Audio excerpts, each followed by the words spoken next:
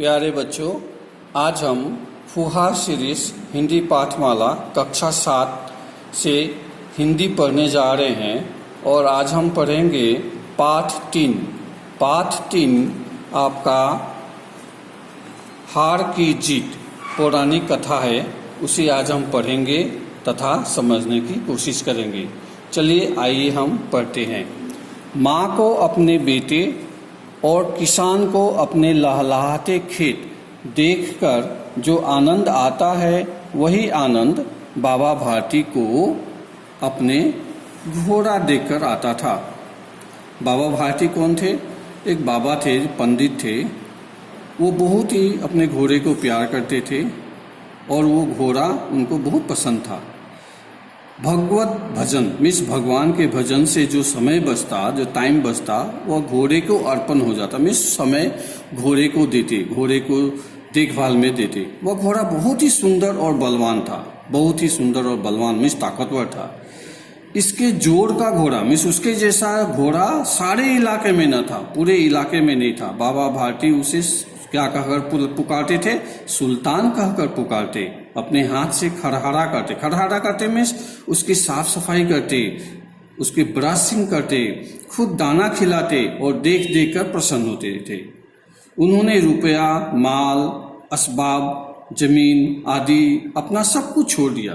पंडित थे, सब कुछ छोड़ दिए थे और केवल एक घोड़े ही रखे थे। यहाँ तक कि उन्हें नगर के जीवन से भी घृणा थी। घृणा मीन्स नफरत थी। अब गांव के बाहर एक छोटे से मंदिर में रहते और भगवान का भजन करते थे। किसकी भजन करते थे? भगवान का भजन करते थे। कहाँ रहते थे? छोटे से गांव के एक मंदिर में रहते थे। गांव कहाँ था? वो भी अलग थलग था। मैं सुल्तान के बिना नहीं रह सकूंगा, वो कहते, मैं सुल्तान के बिना नहीं रह सकूंगा। उन्हें ऐसा लगने लगा था वे उसकी चाल पर लट्टू थे। लट्टू मीन्स फिदा थे। कहते, ऐसा चलता है जैसे मोर घटा को देखकर नाच रहा हो। जब तक संध्या के समय सुल्तान पर चढ़कर 8-10 मील का चक्कर न लगा लेते, उन्हें चैन न आता। 8-10 मील मीन्स 8-10 माइल्स अगर उसको नहीं दौड़ाते, उसके ऊपर बैठकर, तो उन्हें चैन नहीं आता, में से उनके अच्छा नहीं लगता। खड़क सिंह उस इलाके का कुख्यात डाकू था। कुख्यात मीन्स फेमस डाकू था। डाकू मीन्स डकैत। लोग उसका नाम सुनकर कांपते थे। होते होते सुल्तान की कृति मीन्स फेमस, उसके कानों तक भी पहुंची। उसके कानों तक भी पहुंची। उससे भी मालूम चले कि सुल्तान नाम का एक ऐसा घोड़ा बाबा भारती के पास है। उसका हृदय उसे देखने के लिए अधीर हो गया। अधीर मीन्स व्याकुल हो गया। वह एक दिन दोपहर के समय बाबा भारती के पास पहुंचा और नमस्कार करके बैठ गया।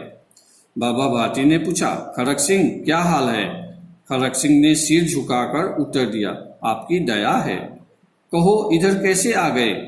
सुल्तान की चाह खींच लाई। विचित्र जानवर है, देखोगे तो प्रसन्न हो जाओगे, बाबा भारती ने कहा।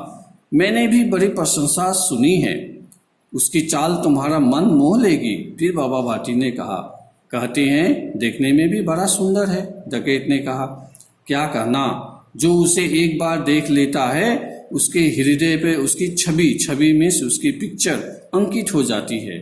बहुत दिनों से अभिलाषा थी, आज उपस्थित हो सका हूँ। मिस आज मैं आज चुका हूँ, मैं आज आया हूँ, उसे देखूंगा ही। सो बाबा भारती और खड़क सिंह अस्तबल में पहुंचे। अस्तबल मीन्स स्टेबल, जहाँ पर घोड़े को बांधा जाता है, वहाँ पर दोनों गए।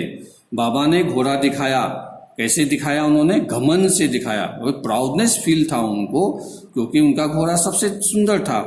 खड़क सिंह ने घोड़ा देखा आश्चर्य से, वो सरप्राइज हो गया। और घोड़ा, कभी उसने ऐसा घोड़ा नहीं देखा था। उसने सहस्रों घोड़े देखे थे, मीन्स उसने बहुत घोड़े देखे थे, 100,000 घोड़े देखे थे, लेकिन ऐसा घोड़ा नहीं देखा था। परंतु ऐसा बांका घोड़ा उसकी आंखों से कभी न गुजरा था। सोचने लगा, भाग की बात है, ऐसा घोड़ा खड़क सिंह के पास होना चाहिए था। इस साधु को ऐसी चीजों से क्या लाभ? उसने सोचा, खड़क सिंह ने सोचा। कुछ देर तक आश्चर्य से खड़ा रहा। इसके पश्चात उसके हृदय में हलचल होने लगी, मिस व्याकुल होने लगा। वह सोचने लगा कि यह घोड़ा अब क्या करूं? इसके घोड़ा तो, ऐसा घोड़ा तो बाबा भारती के पास नहीं होना चाहिए था, मेरे पास होना चाहिए था। इसकी व्याकुलता उसके अंदर बढ़ने लगी। बालकों की सी अधीरता, अधीरता मीन्स बेचैनी बाबा, परंतु उसने क्या कहा, परंतु बाबा जी इसकी चाल न देखी तो क्या। अब वह उसको चाल देखना चाहता था कि वो कैसे चलता है, कैसे दौड़ता है। बाबा जी भी मनुष्य ही थे, बाबा जी भी आदमी थे, उनको भी मान बड़ाई का घमंड था। अपनी वस्तु की प्रशंसा दूसरों के मुख से सुनने के लिए उनका हृदय अधीर हो गया। घोड़े को खोलकर बाहर ले गए। घोड़ा वायु वेग मिस हवा की तरह उड़ने लगा। घोड़े की चाल देखकर उसके हृदय पर सांप लौट गया। वह डाकू था और वह जो वस्तु उसे पसंद आ जाए उस पर वह अपना अधिकार समझने लगता था। उसके पास बाहुबल था और आदमी थे। जाते जाते उसने कहा बाबा जी मैं यह घोड़ा आपके पास न रहने दूंगा। उसने घोड़ा की जब चाल देखा तो वह अधीर हो गया, वह व्याकुल हो गया। उसके पास तो आदमी थे, वह एक डकैत था। वो सोचा जैसे तैसे भी मैं इसी घोड़े को ले लूंगा। बाबा भारती डर गए। अब उन्हें रात को नींद न आती। सारी रात अस्तबल की रखवाली में कटने लगा। उन्होंने गार्डिंग करने लगे अपने घोड़े को। उनको नींद नहीं आती। प्रतिक्षण हर समय खड़क सिंह का डर लगा रहता कि खड़क सिंह अभी आएगा और मेरे घोड़े को मुझसे छीन के लेके चला जाएगा। परंतु कई महीने बीत गए और वह न आया। यहाँ तक कि बाबा भारती भी कुछ असाधारण हो गए। मिस वह सोचने लगी शायद अब वो खड़क सिंह नहीं आएगा। संध्या का समय था। एक दिन क्या हुआ, शाम के समय था। बाबा भारती सुल्तान की पीठ पर सवार होकर घूमने जा रहे थे। जैसे वो हर रोज शाम को घूमने जाते उसी तरीका से वो घूमने जा रहे थे। इसी समय उनकी आंखों में चमक थी, मिस खुशी की चमक थी। मुख पर प्रसन्नता था। कभी घोड़े के शरीर को देखते, कभी उसके रंग, और वह मन में फूले न समाते थे। सहसा एक ओर से आवाज आई, ओ बाबा इस कंगले की सुनते जाना। आवाज में करुणा थी। बाबा ने घोड़े को रोक दिया। देखा एक अपाहिज वृक्ष की छाया में पड़ा कड़ा रहा है। मिस दर्द से तड़प रहा है। बोले क्यों, तुम्हें क्या कष्ट है, तुम्हें क्या तकलीफ है, तुम यहाँ क्यों हो, तुम इससे क्यों कराह रहे हो।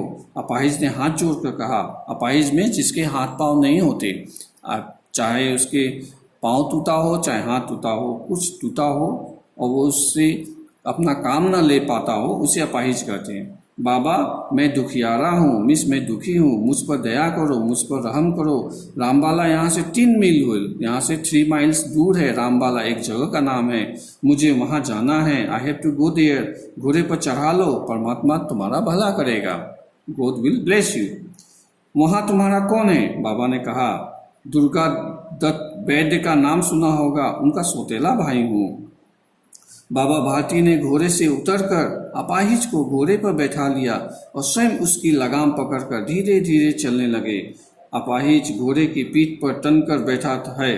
सहसा उन्हें एक झटका सा लगा और लगाम हाथ से छूट गया। उनके आश्चर्य का ठिकाना न रहा जब उन्होंने देखा कि अपाहिज घोड़े की पीठ पर तनकर बैठा है और घोड़े को दौड़ाए लिए जा रहा है। उनके मुंह से भय, विस्मय और निराशा से मिली हुई चीख निकल गई। वह अपाहिज कौन था। वह अपाहिज डाकू खड़क सिंह था। जब वो घोड़ा को लेके जा रहे थे, नीचे लगाम पकड़ के आस्ते आस्ते चल रहे थे, तभी उनको झटका लगा। लगाम उनके हाथ से छूट गया और वह देखे कि जो अपाहिज जो था वह तन कर घोड़े पर बैठा है और घोड़ा को दौड़ाए लिए जा रहा है। बाबा भारती कुछ देर तक तो चुप रहे। इसके पश्चात कुछ निश्चय कर पूरे बल से चिल्लाकर बोले। थोड़ी देर चुप रहे, लेकिन थोड़ी देर बाद उन्होंने जोर से आवाज लगाई, जरा ठहर जाओ मिस, थोड़ा रुक जाओ। खड़क सिंह ने आवाज सुनकर घोड़ा रोक दिया। खड़क सिंह रोक दिया। उसकी गर्दन पर प्यार से हाथ फेरते हुए कहा, बाबा जी यह घोड़ा अब मैं न दूंगा, मगर एक बात सुनते जाओ। बाबा ने कहा एक बात सुनते जाओ, तुम मुझे घोड़ा मत देना, लेकिन मेरी एक बात सुनो। खड़क सिंह ठहर गया। बाबा भारती ने निकट जाकर उसकी ओर ऐसी आंखों से देखा जैसा बकरा कसाई की ओर देख रहा है। फिर कहा, यह घोड़ा तुम्हारा हो चुका, मैं तुमसे इसे वापस करने के लिए नहीं कहूँगा, परंतु खड़क सिंह केवल एक प्रार्थना करता हूँ, उसे अस्वीकार न करना, नहीं तो मेरा दिल टूट जाएगा। बाबा ने उससे प्रार्थना की, बाबा जी आज्ञा कीजिए, मैं आपका दास हूँ, केवल यह घोड़ा न दूंगा। अब घोड़े का नाम न लो, मैं तुमसे इसके विषय में कुछ न कहूँगा।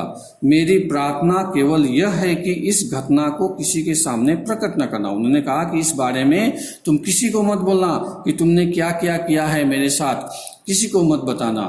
खरक सिंह का मुंह आश्चर्य से खुला रह गया। वो सरप्राइज हो गया। उसका विचार था कि इस घोड़े को लेकर यहाँ से भागना पड़ेगा। उन्होंने सोचा कि घोड़े को मुझे लेकर भागना पड़ेगा, बाबा शायद मुझसे घोड़ा छीनेंगे। परंतु यह क्या, बाबा ने कुछ और ही कह दिया।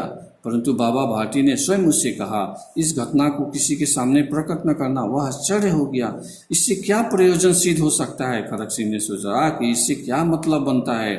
खरक सिंह ने कुछ सोचा, फिर सिर हार मारा, परंतु कुछ समझ न सका। हार कर उसने अपनी आंखें बाबा भारती के चेहरे पर गड़ा दी और पूछा, क्या पूछा उसने बाबा भारती से, बाबा जी इसमें आपको क्या डर है, आपको क्या डर है अगर मैं यह कह दूं कि आपके साथ मैंने क्या किया है। सुनकर बाबा भारती ने उत्तर दिया, लोगों को अगर इस घटना का पता लग गया तो वे किसी गरीब का विश्वास न करेंगे, क्योंकि उसने गरीब बनकर बाबा भारती से घोड़ा छीना था। अगर वह कह देता तो गरीब पर आदमी विश्वास नहीं करते। कभी भी लंगड़े लूल्हे पर कोई प्यार न करता, दया नहीं करता। तो इसलिए बाबा भारती ने उसे कहा था, तुम इसे किसी से मत करना। और बाबा भारती ने उसे समझाया। यह कहते कहते उन्होंने सुल्तान की ओर से इस तरह मुंह मोड़ लिया जैसे उनका उससे कोई संबंध ही न हो। बाबा भारती चले गए, परंतु उनके शब्द खरक सिंह के कानों में उसी प्रकार गूंज रहे थे। सोचता था, कैसे ऊंचे विचार है, पवित्र भाव है। उन्हें इस घोड़े से प्रेम था। इसे देखकर उनका मुंह फूल की तरह खिल जाता था। कहते थे, इसके बिना मैं न रह सकूंगा। इसकी रखवाली में कई रात सोए नहीं, भजन भक्ति न कर रखवाली करते रहे। परंतु आज उनके मुख पर दुख की रेखा तक दिखाई न पड़ती थी। उन्हें केवल यह ख्याल था कि कहीं लोग गरीबों पर विश्वास करना न छोड़ दे। ऐसा मनुष्य नहीं देवता है। खरक सिंह ने बहुत सोचा कि इस तरीका के आदमी मिलना बहुत मुश्किल है। यह बाबा भारती आदमी नहीं, देवता है। रात्रि के अंधकार में खरक सिंह बाबा भारती के मंदिर में पहुंचा। उसी दिन रात में क्या किया हुआ, बाबा भारती के मंदिर के पास भी पहुंचा। चारों ओर सन्नाटा था, सभी कोई सोए हुए थे। आकाश में तारे टिमटिमा रहे थे। थोड़ी दूर गांवों में कुत्ते भौंक रहे थे। मंदिर के अंदर कोई शब्द सुनाई न देता था, क्योंकि बाबा भारती भी सो चुके थे। खरक सिंह सुल्तान के बाग में से उसके लगाम पकड़े हुए था। वह धीरे धीरे अस्तबल के फाटक पर पहुंचा। उसने स्टेबल के गेट तक पहुंचा। फाटक खुला पड़ा था, फाटक भी खुला पड़ा था। घोड़ा तो था नहीं। बाबा भारती भी निश्चिंत सो गए थे। किसी समय वहां बाबा भारती स्वयं लाठी लेकर पहरा देते थे, परंतु आज उन्हें किसी चोरी, किसी डाके का भय नहीं था। आज कोई भय नहीं था, क्योंकि उनका घोड़ा तो चला जा गया था। खरक सिंह ने आगे बढ़कर सुल्तान को उसके स्थान पर बांध दिया और बाहर निकलकर सावधानी से फाटक बंद कर दिया। इसी समय उसकी आंखों में नेकी के आंसू थे। खरक सिंह ने क्या किया, घोड़े को अंदर ले जाकर जहां पर घोड़ा बांधा जाता है वहीं पर उन्हें बांध दिया और वह चुपचाप फाटक बंद कर बाहर आ गया। लेकिन इस समय उसकी आंखों में आंसू थे। डाकू था, फिर भी उसकी आंखों में आंसू थे। वह कैसे आंसू थे? नेकी के आंसू थे, भलाई के आंसू थे। उसने भलाई किया था। क्या भलाई किया था? कि उसने घोड़ा वापस कर दिया था। क्योंकि ये बात अगर किसी को मालूम चलता कि गरीब होके, लंगड़ा लूल्हा होके किसी ने किसी से ऐसा किया है तो कोई विश्वास नहीं करता। तो वह विश्वास को रखने के लिए, विश्वास को बनाए रखने के लिए खरक सिंह ने घोड़ा वापस कर दिया। रात्रि का तीसरा पहर में सुबह के भोर के 4 बजे बीत चुका था। चौथा पहर आरंभ होती बाबा भारती ने अपनी कुटिया से बाहर निकल ठंडे जल से स्नान किया। कोल्ड वाटर से उन्होंने नहाया। उसके पश्चात इसी प्रकार जैसे स्वप्न में चला रहा हो, उनके पांव अस्तबल की ओर बढ़े। वो जो हमेशा रोज की उनका जो ड्यूटी था, उनको मालूम नहीं था, याद नहीं रहा कि अब अस्तबल में घोड़ा नहीं है। फिर भी उनको रेस के हैबिट के कारण उन्होंने नहा धोकर वह घोड़ा अस्तबल की ओर चल पड़े। परंतु फाटक पर पहुंचकर उनको अपनी भूल प्रतीत हुई। जैसे वह फाटक पर पहुंचे, गेट पर पहुंचे, उन्हें महसूस हुआ कि ओह, अस्तबल में तो घोड़ा नहीं है। साथ ही घोर निराशा से पाँव को मन भर का बना दिया। वे वहीं रुक गए। घोड़े ने अपने स्वामी के पाँवों की चाप को पहचान लिया और जोर से हिनहिनाया, लेकिन अंदर तो घोड़ा बंधा हुआ था। घोड़ा को समझ में आ गया कि मेरे मालिक दरवाजे के पास आ गए हैं। उन्होंने हिनहिनाया, आवाज लगाई। अब बाबा भारती आश्चर्य, सरप्राइज हो गए और खुशी से, प्रसन्नता से दौड़ते हुए अंदर घुसे और अपने प्यारे घोड़े के गले से लिपटकर इस प्रकार रोने लगे मानो कोई पिता बहुत दिन के बिछड़े हुए पुत्र से मिल रहा हो। बार बार उसकी पीठ पर हाथ फेरते और क्या कहते, बार बार उसके मुंह पर थपथपिया देते। फिर वे संतोष से बोले, अब कोई गरीबों की सहायता से मुंह न मोड़ेगा। उन्हें महसूस हो गया कि खड़क सिंह ने भला काम किया है, इससे गरीबों का विश्वास बना रहेगा। इसका मुख्य मूल्य क्या है? विनम्रता, उदारता, पश्चाताप, दया भाव। और इसके लिखे कौन है? सुदर्शन जी। आप इस पाठ को पढ़ेंगे और इसके शब्दार्थ को कॉपी में लिखेंगे तथा घर में अच्छे से रहेंगे, माता पिता का कहना मानेंगे। धन्यवाद।